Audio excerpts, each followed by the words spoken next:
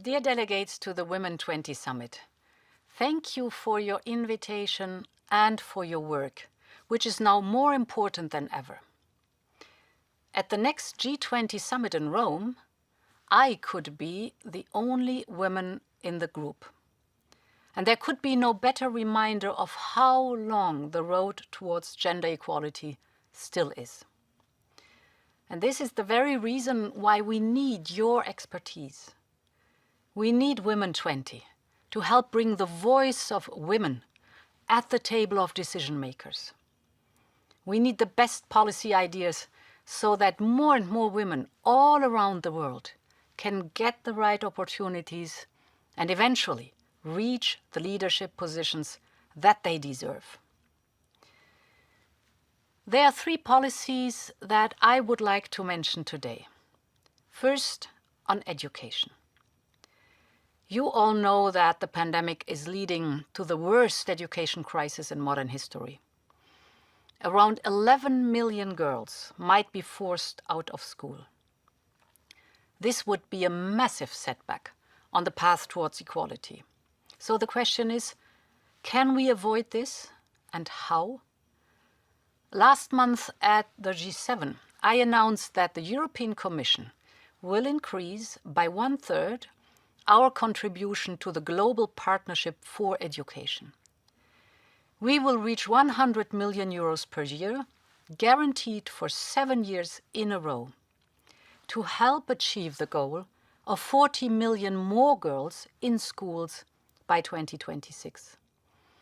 And I would like the G20 Summit to also make a clear commitment to education for all girls in the world. Second, on women employment. Too many of us have been told that we had to choose between being a mother and having a career.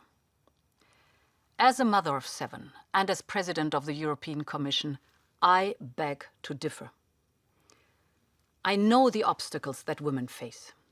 So we must strive to create the right conditions for all women to enjoy equal access to the job markets and to raise their children.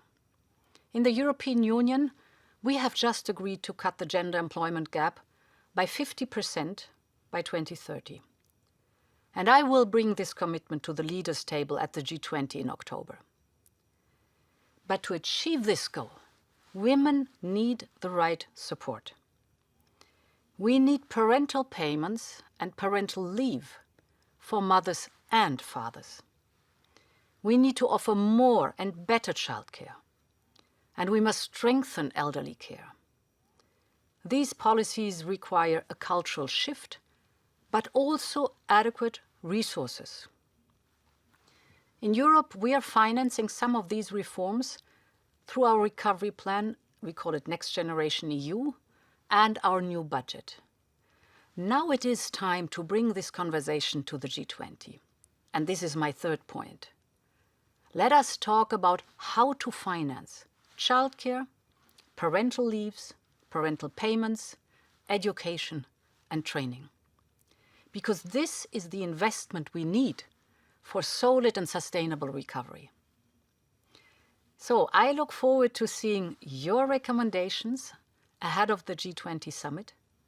With your help, we can put equality between women and men at the core of the G20 agenda, so that women and men are equally represented in the workforce, in family life, and yes, in G20 meetings too.